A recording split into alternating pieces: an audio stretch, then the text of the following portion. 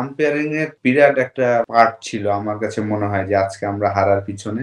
মাহমুদুল্লাহ যেটা আউট হয়েছেন এটা আসলে আমরা কেউ চিন্তাই করতে পারিনি যে এটা সে ওভার বাউন্ডারি হবে না। হেরেছি, খারাপ লাগছে কিন্তু প্লেয়ারদের অ্যাটিটিউড ভালো লেগেছে যে এইবার বাংলাদেশের সেরা ওয়ার্ল্ড কাপ হবে। মাহমুদুল্লাহ এবং তৌহিদ হৃদয়কে যে এলবিডব্লিউ ডিসিশন গুলা দিয়েছিলেন সেটা না দিলে কিন্তু আমরা লেগ বাই একটা 4 পেতাম, তাহলে কিন্তু আর ম্যাচটা হারতাম না। এবং তৌহিদ হৃদয়কে যে আউটটা দিয়েছেন এটা যদি নট আউট বলতেন তাহলে কিন্তু তারা রিভিউ নিলে আমরা কিন্তু আম্পায়ার্স কলে বেঁচে যেত তৌহিদ হৃদয়, এবং তখন কিন্তু আমি শিওর যে ম্যাচটা আমরা যখন আমাদের 18 বলে 20 রান প্রয়োজন ওই ওভারে তো আপনার মাত্র 3 রান এসেছে। তো ওই জায়গাটায় আসলে আমরা লুজ করে ফেলেছি। আম্পায়ারিং এর তো একটা বিরাট একটা পার্ট ছিল আমার কাছে মনে হয় যে আজকে আমরা হারার পিছনে। ব্যাটসম্যানদেরও দায় দিব, আনলাকি যে আমাদের লাস্ট ওভারে মহারাজ বল করছেন, সেই জায়গায় প্রায় 3টা ফুল টাচ বল আমরা মিস করে ফেলেছি। মাহমুদুল্লাহ যেটা আউট হয়েছেন এটা আসলে আমরা কেউই আরকি চিন্তাই করতে পারিনি যে এটা সে ওভার বাউন্ডারি হবে না। আমাদের কপালটা একদমই খারাপ। আমি বলব যে এই ম্যাচটা আসলে আমাদের বোলিং, ফিল্ডিং কিন্তু খুবই চমৎকার হয়েছে। আ যখন আমরা বোলিং এ গিয়েছি বা টসের সময় শান্ত যখন কথা বলছিল, অনেক ফুরফুরা লাগছিল। সবার মধ্যে আত্মবিশ্বাসটা ছিল যে না আমরা আজকে কিছু একটা করব। ভালো লেগেছে।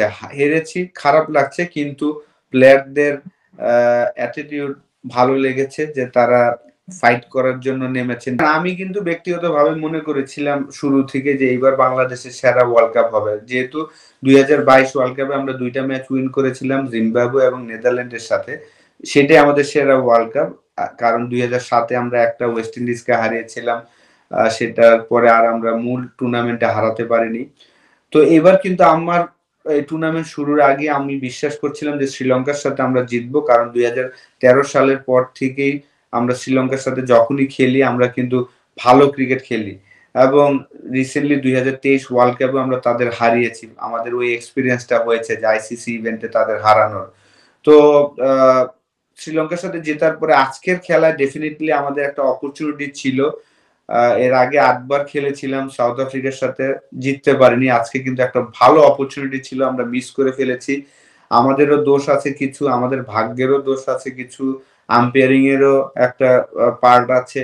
তো ওভারঅল সবকিছু মিলে আমাদের আ হয়তোবা আমরা অনেকেই ভাবছি ডিসিশনে আমি মনে করি যে কিছু ভুল আছে। যেমন আজকে শরীফুল মাস্ট প্রয়োজন ছিল এই উইকেটে।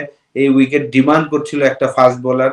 হয়তোবা ফেসবুক এইসবের প্রেশার না নিয়ে হয়তোবা ম্যানেজমেন্ট সৌম্য সরকারকেও খেলাতে পারতেন আপনার জাকির আলী অনেককে না খেলিয়ে। কারণ তার ২ টা ৩ টা ওভার হয়তোবা করাতে পারতেন। যদিও আমি মনে করি যে মাহমুদুল্লাহ চমৎকার বল করে দিয়েছেন, রিশাদ বল করে দিয়েছেন।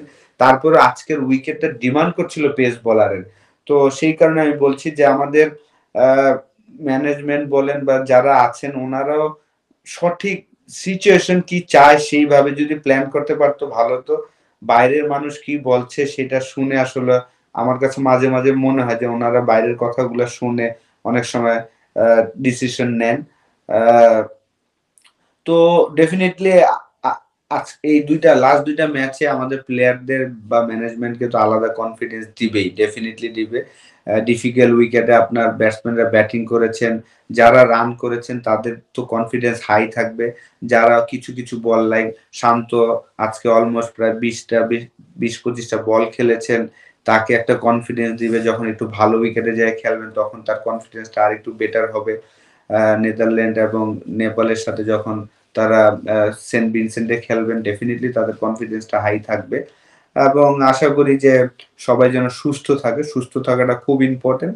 আ পরের ম্যাচে যেন আমাদের মূল একাদশটা যেন আমরা সবাই এভেইলেবল থাকে সুস্থ থেকে।